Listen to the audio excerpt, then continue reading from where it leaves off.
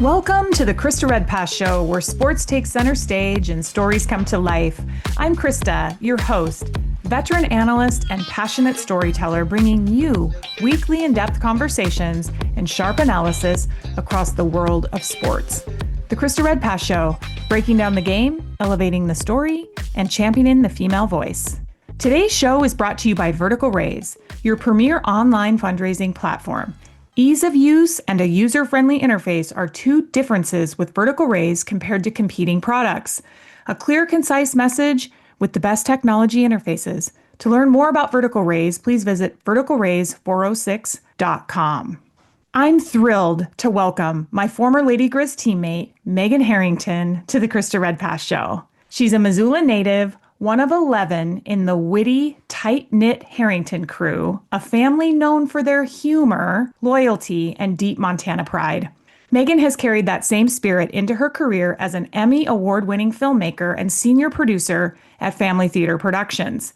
With projects like Playing Like a Girl, The House That Rob Built, about our legendary coach Robin Selvig, Native Ball, Legacy of a Trailblazer featuring the late Malia Kipp, and her newest film, Broken Mary, the Kevin Matthews story, debuting for one day only in theaters on October 7th.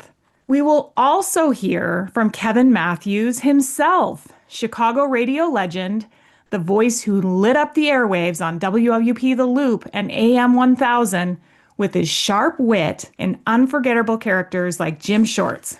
He will also tell us about his instinct to break a familiar band by the name of Pearl Jam in 1991. Enjoy the show. I am so excited to be joined by Megan Harrington today. Megan, welcome to the Krista Redpath Show. Thank you for having me. It's been a while coming, right? I'm on my sixth or seventh episode, and it feels like it's just time to bring you into the show. So thank you for being here. I don't know why it's not called Chili's Copperfield. Your old radio name. Okay, I can see that. I can throw that right back at you. We can dish a little on this. So, Megan, tell us what you're up to now. I work for a production company in Los Angeles called Family Theater Productions. I've worked with them since 2018, went down to California in 2010, and very grateful that I get to work for a company that produces media that inspires and heroic stories and offers light in a world that can sometimes feel dark. Well, Megan, I'm really excited to dive into all these projects. Some of them are very dear to both of our hearts, but I want to go, back to the beginning and talk about when the Harrington family was established by your amazing parents, Vince and Nancy. So can you give a recap of your parents and also growing up with 10 siblings? Yes, great question. Very thoughtful question. Mom and dad met my mom. My dad was from Sioux City, and he was working at a packing plant. And he was on break from school. He had done a year in the seminary. And my mom went to noon mass and my dad went to noon mass, and he saw my mom there. And he followed her out, and he was trying to follow her, and she disappeared into a department store, which was very appropriate as she'd be shopping for a lot of kids later in life. And so he didn't get her name. A friend has had a miscarriage at the hospital and said, "Hey, you got to come. The nurse is really cute." My dad thought, okay, sure. And he walks in and it's Mom. And it was the girl he'd been chasing. And he ended up that he worked for my mom's uncle at the packing house. So my dad was trying to get a good word in because Mom had a boyfriend. And he asked her out, and he asked her out, no. And eventually, the old farm kid just wore her down. And they moved. Her dad, my mom's dad, ended up with cancer. And so she went back home to Montana because she was in Sioux City. And Dad got a ring on her finger and followed her out. So in 1962, they established the Harrington family. And then why Missoula? How did they make their way over to Missoula? Well, they ended up in Cut Bank initially. My dad was working as a counselor or as a social worker. And then he got a job with Pfizer Pharmaceuticals, which brought him to Missoula. So that's how they ended up in Missoula, Montana, was a job opportunity. All right. So Megan, you are number 9 out of 11, Harry number 9. And so I have lots of fond memories of coming into your, we've been friends since we were 16 or 17 years old. But I want to know, what was it like growing up in a house with many siblings, but I'm sure that there was some, fun times with all those kids. Oh, it was the best. I didn't know anything different. I just knew a big family and it was chaos and it was fun and there was always someone to play with. And, I joke I had four moms because I have three older sisters and then I had the six brothers and it was just constantly something to do. Board games, sports. We were outside playing basketball in the backyard. First thing my dad did when we moved into our house on Creek Crossing was put a basketball hoop in the back and spent so many hours out there. And we spent so many hours just Monopoly. I'm sure people will remember if you're our age, like ongoing weekend Monopoly. It wasn't just a day, it was like a whole event of nonstop Monopoly board games. And it made you tough with six brothers too. There were, our neighbors probably were like, what sort of crazy town is living next to us? Well, Megan, I remember the first time that I came up to a family dinner because your family so graciously took care of me when I came over to play for the Lady Griz with you.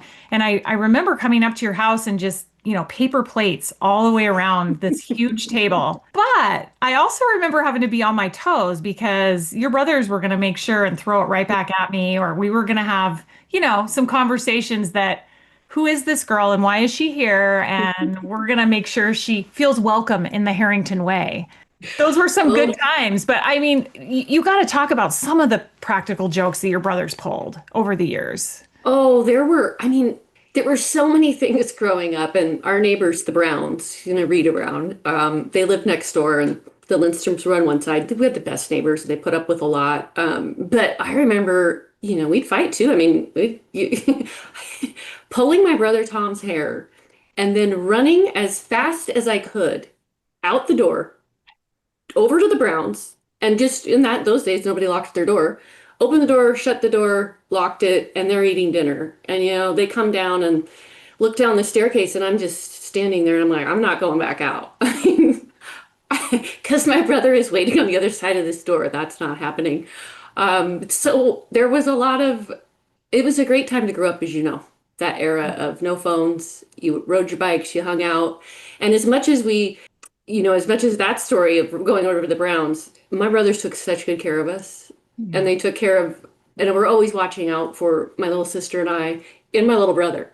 So you just had a real childhood. It was just one minute you could be sparring, the next minute on the basketball court, I remember throwing it at my brother and I'm like, I'm going in because he was taunting me the whole time as he was beating me on the court. And at the same time, they're the people who always show up. And it was best memories.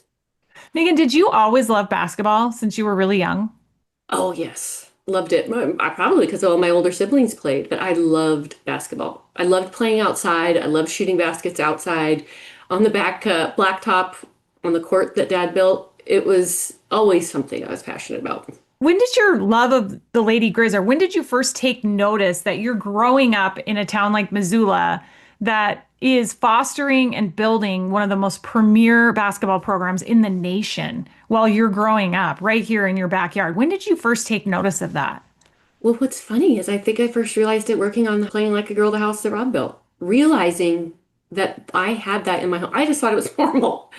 We grew up with these people going to these games, thousands and thousands of people. It just was normal. So we were really lucky to have that in our state. That you grew up just thinking, well, this is probably how it is everywhere. And it wasn't. Rob lived across the street. So I remember watching him. He'd have the ladies up for NCAA tournament time. And they'd go up, in those days, they would go up to his house and watch it. And I remember just watching, they'd park all along the street. And he'd be like, oh, there's so-and-so and there's so-and-so. So it was pretty unique. We grew up in a unique town. So you went to Hellgate High School. You had a lot of success for Hellgate. Proud Hellgate Knight parent here. When did you really realize that this could become a reality for you to play for the Lady Griz? Well, I would say it was always a dream. In the fourth grade, I wrote a poem. If I could play for the Lady Griz, I'll dribble and shoot whiz. My father would yell, my mother would scream, and that's my Lady Griz dream. That was in fourth grade. So in fourth grade, I knew that's what I wanted to do. The road to get there, of course, is difficult, and I only knew that it was possible when Rob called and offered me the scholarship. That's the moment I knew that those dreams matter, even if I hadn't achieved it. To have dreams and to have goals and a purpose matters regardless of what the outcome is. I was fortunate. Well, I'll tell you, we all have our Rob Selvig stories, and we all remember where we were at when we took the phone call from him that changed our life. And at the time, we just didn't understand that that trajectory was going to change. You know, you're 17 years old and or 18, and you really don't understand. And those are formative years at the time that this could be one of the biggest decisions that you make in your life. Can you talk about what happened when you took the call from Rob? Well, yes, my sister came in. We just lost a volleyball game, so I was kind of bummed out. It was January and the evening. It was like 9 or 9:15. And she goes, I think it's Rob Selvig. And I'm like, that is odd. So I get on and we're talking. He's like, how you doing? And I'm like, good, Mr. Selvig. And then I don't remember what we talked about. Small talk in the beginning. And then he said, well, I have a scholarship here. Do you want it? And I said, who is this? And he said, Rob. And I said, no, who is this really? And he's like, Rob Selvig. And we went back and forth like that for 30 seconds which is a long time. Finally, he goes, listen, do you want the scholarship or not? And I said, oh my gosh, yes. I said, oh, you'll never regret it. Yes. And I hung up and I was so emotional, went upstairs to tell my mom and dad, and my brother was up there, Tim. And Tim says, are you sure it was him? So we're back to like, okay, I hope this is. And then they saw Jane at a game the next day at the YMCA game. And my mom said how happy I was. And Jane was like, didn't know either. So it was one of these things where I said, I'm going to tell everybody I know that I got a scholarship, because if this is a joke, I need Tim to feel guilty enough to be like, well, we got an offer now that I've told everyone. That is such a great story. Megan, I feel like when it does happen, when you do get the call, it's almost out of body experience, right? I mean, So you're just going, I can't believe you've been waiting for a phone call like that.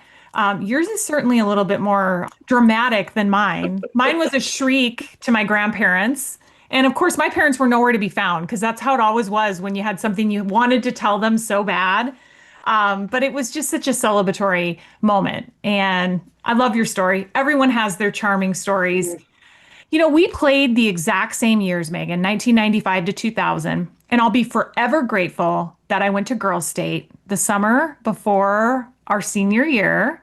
And we got a chance to, I don't know, we kind of formed a bond over yes. Cracklin Oat Brand. I was just going to say crackling. Is I that still can't eat it. real? I still can't eat it. I ate it too many days in a row to know anymore if it exists as a cereal. Well, I just remember at Girls State looking over going, who is that girl that is in all red? And I'm Oh, talking red shirt, red shorts, red that's so socks. embarrassing. And I'm like, she is all Hellgate Nights. We all dressed Where up. was my sister though? Where was somebody helping me when I decided what to bring to Girls' State? That is horrible. I'm too old to be dressed as the mascot. It's one of my most fond memories, though, of going over to Girls State, of Helena, which I Yes. absolutely love Helena. And Carroll College is phenomenal. So it would just make sense that that would be like our first place where we really bonded. And obviously, playing against you for all those years and then getting a chance to be your teammate is very special. But Megan, how would you summarize? It's hard to put like your Lady Griz years, together in just a couple different statements, but talk about some of your experiences playing for the Lady Griz. Well, it's similar to probably anyone you talk to who's Lady Grish, yourself included. It's not necessarily the games. It's the other moments. It's the Mhm. moments where we called into Rob's show and pretended we were we were fans and asked questions. It's bus rides or plane Wait, rides. let's stop on that one because we do need to Okay. say Rob had just said to us, you are the worst offensive rebounding team in America, like yelling that at us. And I don't even know what gave us the idea to call into his radio show. Me That's a very either. bold move for freshmen I to know. call I into know. Robin Selvig's radio show and pretend as if we're a fan. But now we got to play this out. So we call in. So why don't you take it from like, what did you exactly ask? Well, I don't know exact words, but it was, oh, your girls, they're such good rebounders. I mean, how do you get them to rebound so well? He's like, going like, what is going on? The best is when he would whisper, because we did this. It wasn't we didn't do it just once. Right. And he would Multiple times. whisper, yes, that remember Sherry Brooks was on? Yes. Yes. And she was like, oh, mentioned our names or something, and he whispered, Sherry, you don't know it's them. And it Hear made the it even more whisper. funny. You can hear the whisper on the air. He cannot sell it. He is just who he is. Yes. There is nobody else like Robin Selvig, who is one of our dear friends now. I do tell people though that he was a bit scary when we played for Mhm. him at times because he definitely could maybe turn into Roy. Do you remember when we called him Roy for a Yes, while? his He alter had ego. Yes. So there were moments, obviously very intense. And, I love the way you say that though, because I do think the memories that we have are so much more than just the game. And we did win a lot of games together, but there are some valuable lessons. So share a lesson with us, Megan. A lesson that Rob taught? Hmm. Well, there are many, and you're going to give your best, and however that looks in whatever role you're playing, and that's what you're going to do, and you're going to buy into the system. And I remember this is such a funny memory, but there was a timeout. I think I must have been a junior or maybe it was a senior, and there was a timeout, and we're all in the huddle, and he's like, "All right, so and so's going to pass it to Meg, and Meg, you're going to get it, and you're going to knock it down." And I couldn't tell you what happened after we left the huddle. I have no idea if I got the ball and made the shot, but that moment when he said, "You're going to make it," gave such a confidence that was so small. It's like the small things in life, the small words that we say to each other that you never know make a difference. It was just that moment, like, yeah, if I get the ball, I'm going to make it. Now, again, I have no idea what happened after that after that huddle, but for him to say that was such a gift to me in that moment that is so small when you say it, but it meant so much. Vertical Raise, your premier online fundraising platform. There is a lot of competition in the fundraising space, all with good intentions. However, there are some real tangible differences now, having worked with multiple platforms, being a high school parent at Hellgate.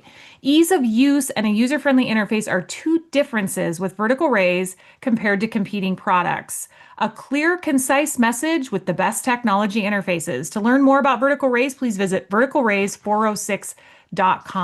Today, we welcome in Missoula native, former Lady Griz, and Emmy award-winning producer Megan Harrington. Megan, it's no secret that we had a lot of championship wins. We won a lot of games. I am interested to hear about why you decided to embark in a career in film. I know that you have an undergraduate degree in organizational communications and your master's in business. I'm just wondering if it is some of the April Fool's pranks that you pulled on Rob. Is that what led you into a career of acting?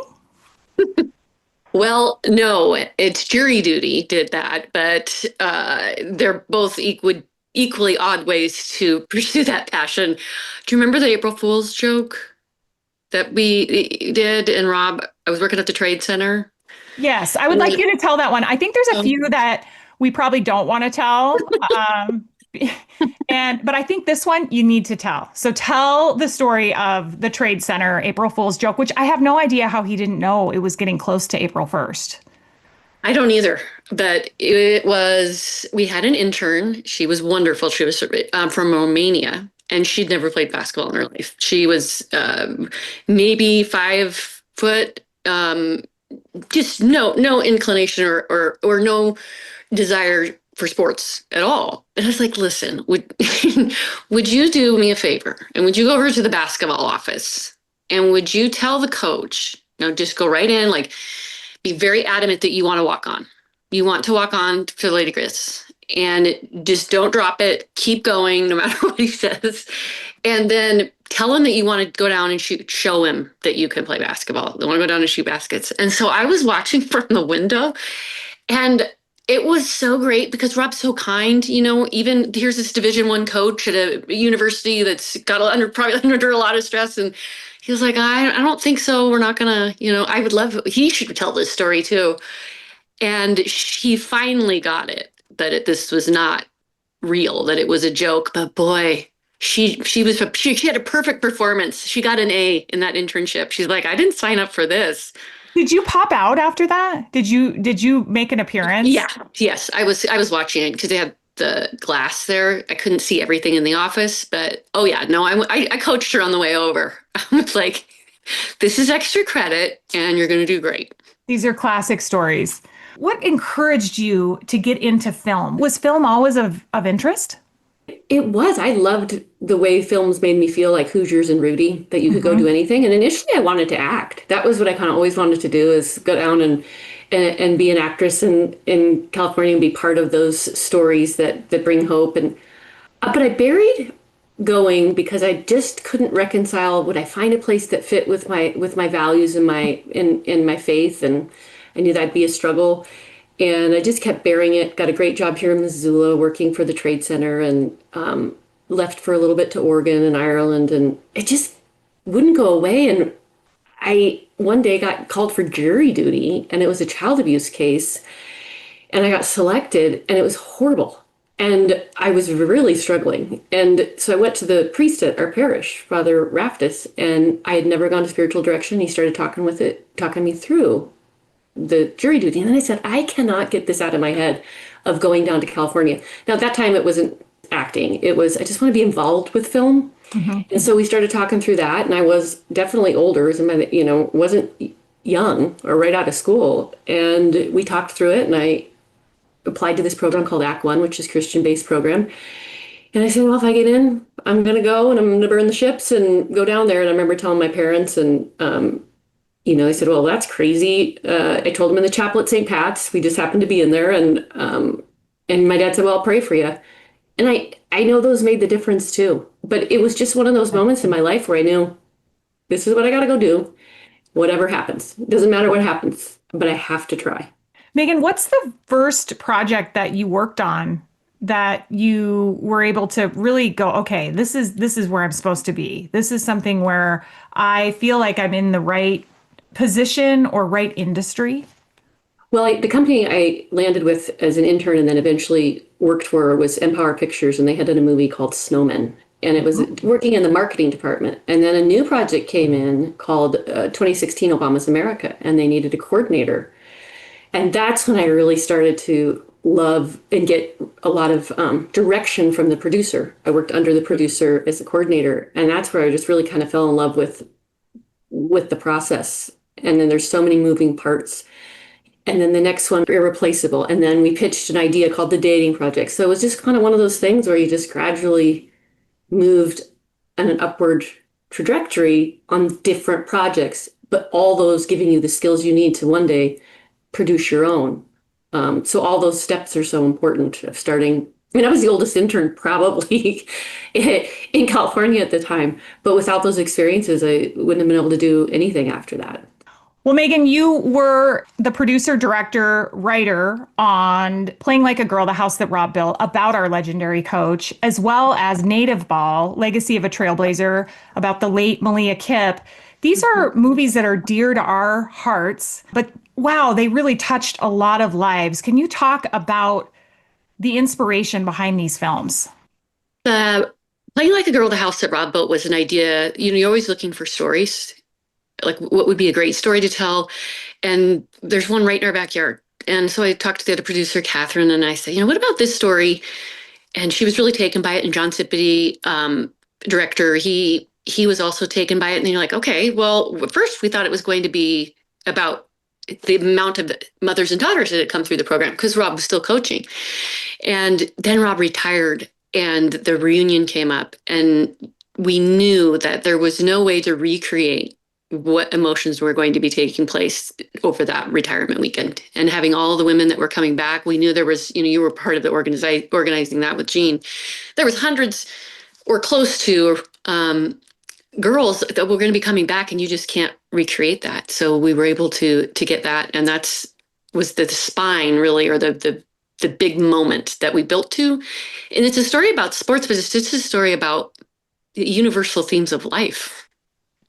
Megan, what does work and travel look like for you now? I work remotely from Montana, thanks to my boss, Father Guffey, and I go back about once every 6 weeks. And so that's been good. And Father Guffey, my boss, in Native Ball, Legacy of a Trailblazer, him championing these projects and getting to see that film with Malia before she passed, and the gift that she was to so many people, that she understood that. I mean, she understands it perfectly now from where she sits, but for her to experience that and understand all the lives she touched and really what a trailblazer and heroic person she was. So, Megan, your next film that you have coming out, which is premiering for one day only, October 7th, Broken Mary movie, Broken Mary, the Kevin Matthews story. Can you talk? We're going to get a chance to visit with Kevin, but could you talk just a little bit about how you met Kevin and how you came into contact with this story? Yes, well, ODB Films, Katie Reedy and Eric Groth, they found the project and they had been developing it. They had done a shoot. Katie and I had talked a lot. We're good friends. What projects were you working on? Projects I'm working on. And as time went on, because they'd been working on this for quite some time, because it's difficult to get projects made, funding being one of the chief reasons that it's difficult to get a project finished. And I was like, well, I'm going to pitch it to Family Theater. And Family Theater pitched it one year and it wasn't the right timing. And then we pitched it and it was. So we came on board. We're producing it with them. And meeting Kevin, met him last September.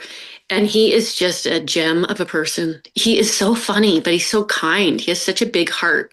And he's remained his funny-go-lucky self, while also just the spiritual side of him is so deep. It was a profound project to work on because of the theme of brokenness. It really spoke to me from things in my own life that had happened since I started talking about it with Katie in 2018, with my dad and my niece and my aunt, and just different things. It was this story of brokenness is timely, and it hopefully will speak to other people's hearts of like, we all have these broken cracks that can be made beautiful if we allow God to mend them into something stronger. Megan, how can we watch the film or buy tickets, or where could we find out and stay up on information on the film? If you go to brokenmaryfilm.com, you'll see a link that says get tickets. You can see where it's playing. You can watch the trailer. It's playing in over 700 theaters nationwide on October 7th. It'll play in Missoula, and I know that theater is getting very full in Missoula, but it's around the state and around the country. Megan, I have just really enjoyed having you on my show. I always ask if there is anybody you want to shout out or any thanks that you want to give or anything that we missed in our interview today. Shout outs to you. I mean, look at you're going after your dream and doing your radio stuff and doing incredible things in media. And just a lesson for everybody of passion and persistence and perseverance. So shout out to you. Well, thank you, Megan. It's actually a lot of fun to be able to have an avenue to tell these stories, because I feel like there are a lot of things that divide out there. And right now, I think we really could use stories of inspiration. And that's why I think the Broken Mary, the Kevin Matthews story, it is just symbolic, right? Because we all want to see that perseverance and we want to see people winning. And I think that is a tribute to what you're doing too. So thank you, Megan. This has been such an informative hour, and I can't wait to talk to Kevin. Oh, buckle up. Buckle up. It's going to be a ride. Today's show is brought to you by Vertical Raise, your premier online fundraising platform. There is a lot of competition in the fundraising space, all with good intentions. However, there are some real tangible differences now, having worked with multiple platforms, being a high school parent at Hellgate. Ease of use and a user-friendly interface are two differences with Vertical Raise compared to competing products. A clear, concise message with the best technology interfaces. To learn more about Vertical Raise, please visit verticalraise406.com. This week on the Krista Redpath Show, we've had a chance to visit with Megan Harrington and her journey through her upbringing in Missoula, her Lady Griz days, to becoming a senior producer for Family Theater Productions. We also have the honor of welcoming in Kevin Matthews, Chicago radio legend and star of the upcoming film Broken Mary, the Kevin Matthews story, produced by ODB Films and Family Theater Productions, and Emmy award-winning filmmaker Megan Harrington.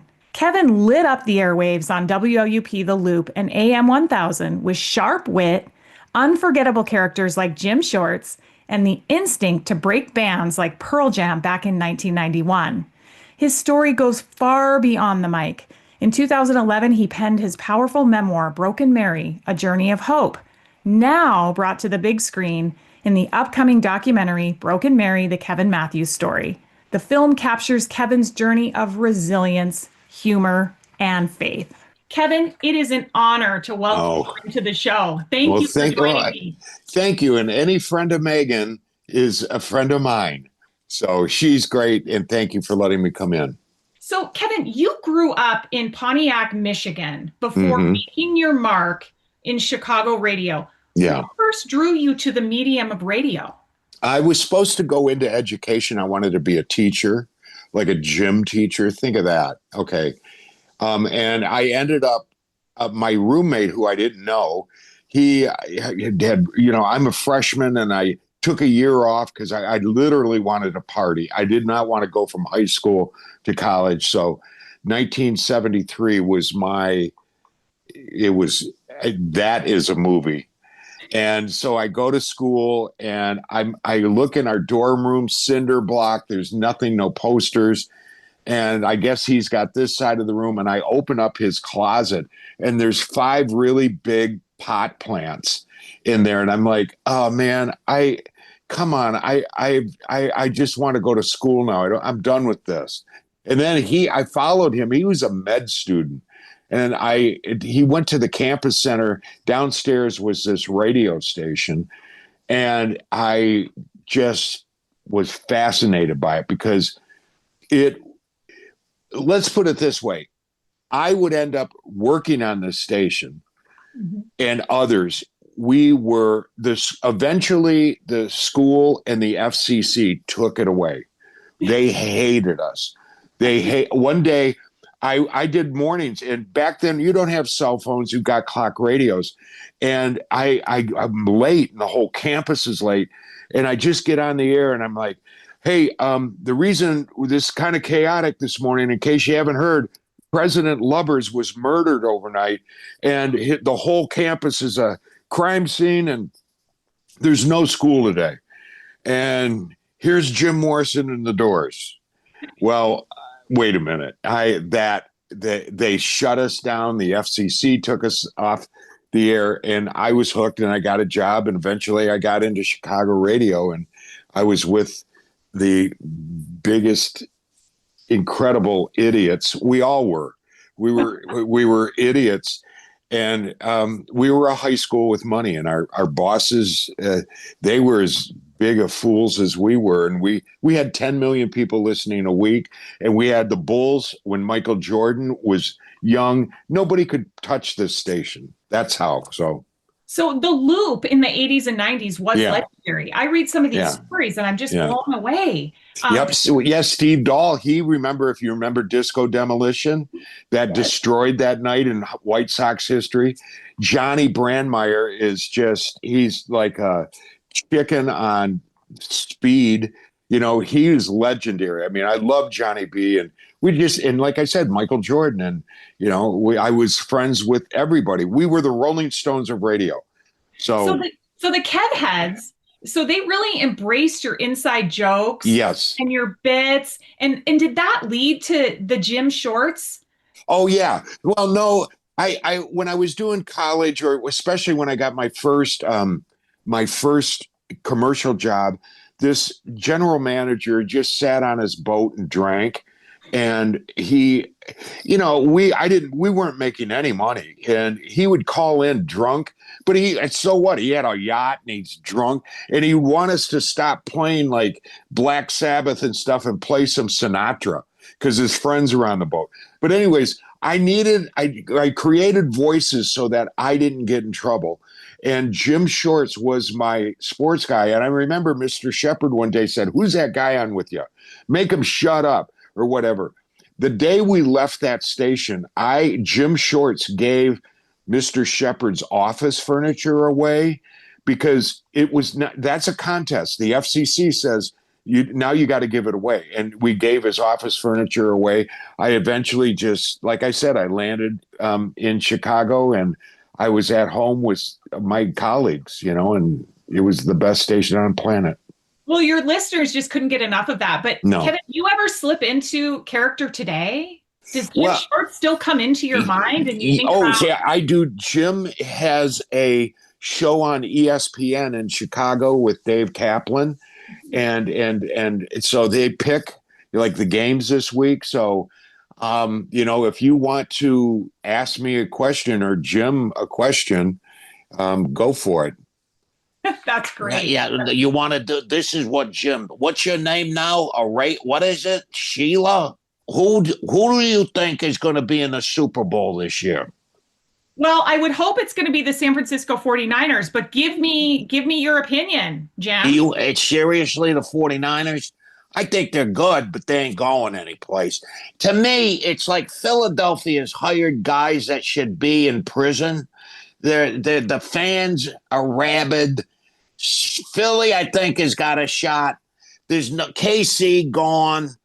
It's boy. I personally, I think the Detroit Lions, because if they don't win a Super Bowl, they ain't never going to win with this crew. It's do or die. They should have won it last year, but they're so beat up. I got like tonight the Ravens, and I like that game. I bet a lot. And the Super Bowl, I think, could be Philly. Bears? No, Bears are horrible. That was a mistake. That's what I was going to say. Do they compare to the 1985 No. champions? So talk about that. No. Caleb Williams, no. Enough with the nail polish. Win some games, okay?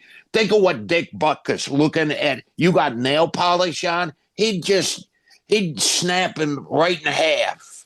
No, it's stupid. It's not the 85 Bears at all. And if I don't have them winning against Dallas this week so there you go. I would put on that new guy, the Tyson Chicken or whatever his name is. He's got a great arm. I mean, he's the guy. Here, Kevin wants to talk to you now. Okay, we're going to go back to Kevin. So Kevin. Yeah, hi. That was awesome. Hi. That was awesome. Yeah, okay, welcome you, back, Kevin. Welcome back. Thank you. So you were one of the first in Chicago to play Pearl Jam back in the era in 1990. Well, yeah. Well, yeah.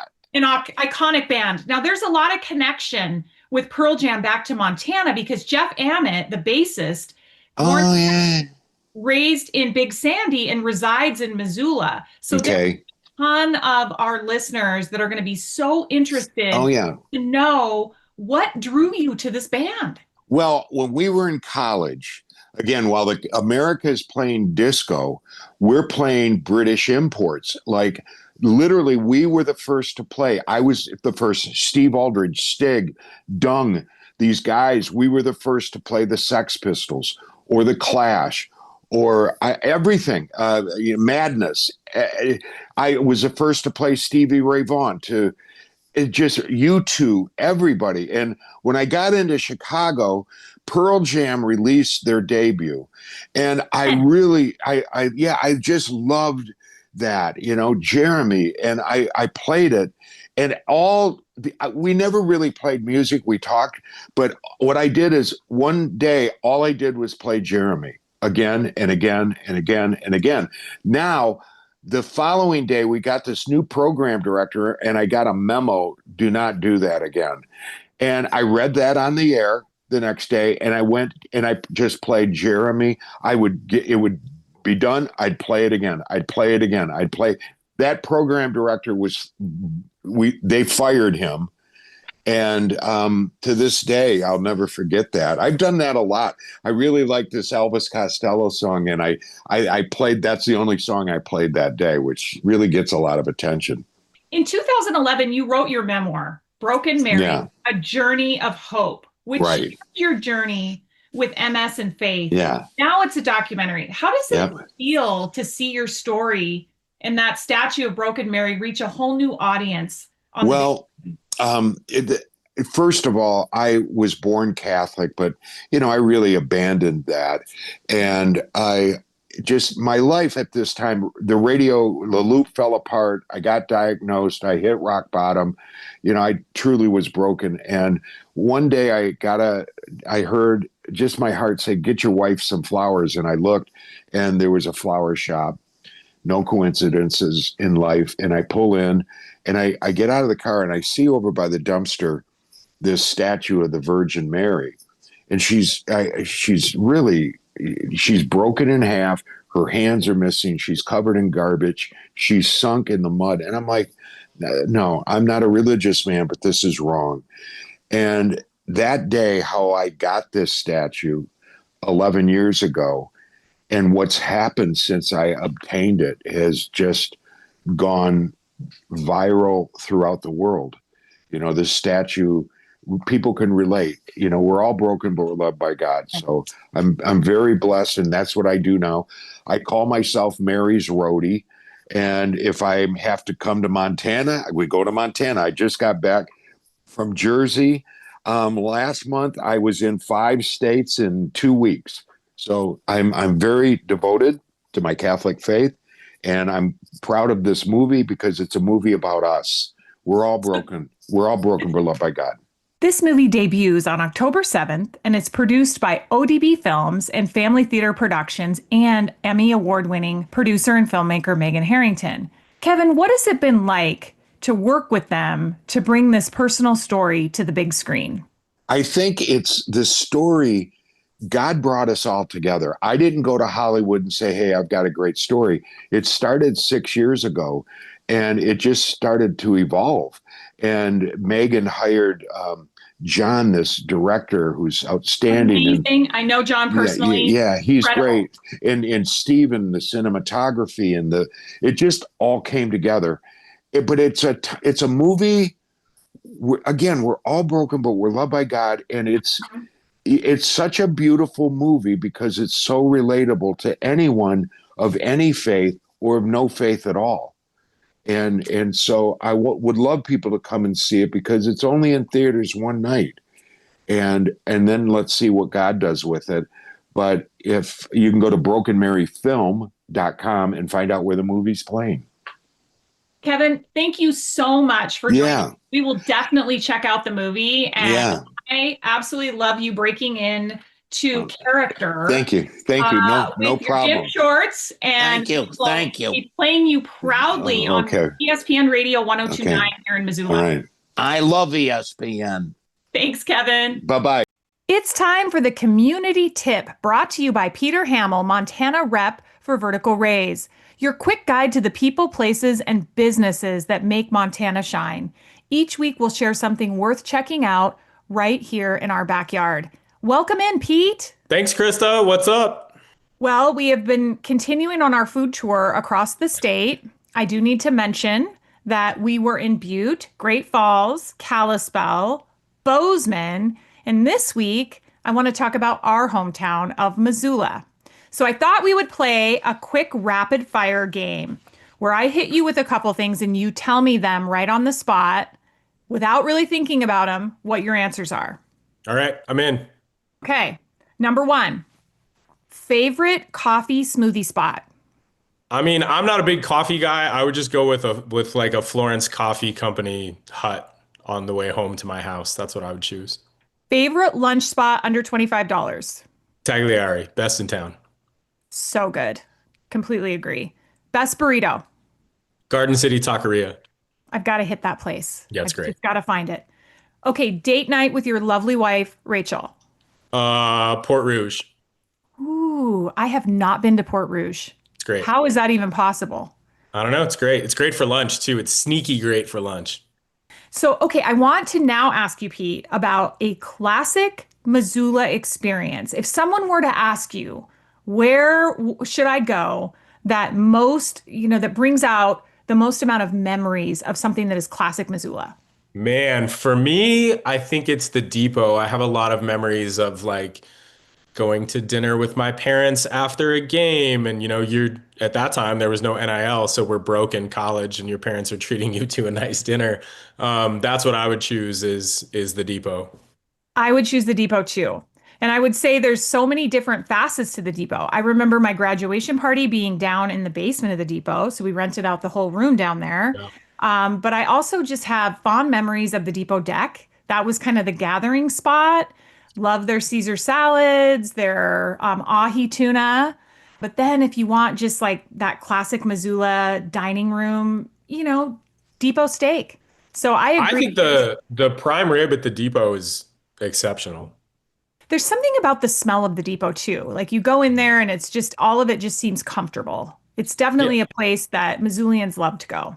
The Depot's sweet. I hope it remains the same. I saw that it sold. I hope that they keep the character and ambiance as they are. So another spot for me would be the Mo Club because it's a classic burger. I love all the history on the walls. And who doesn't love a good burger?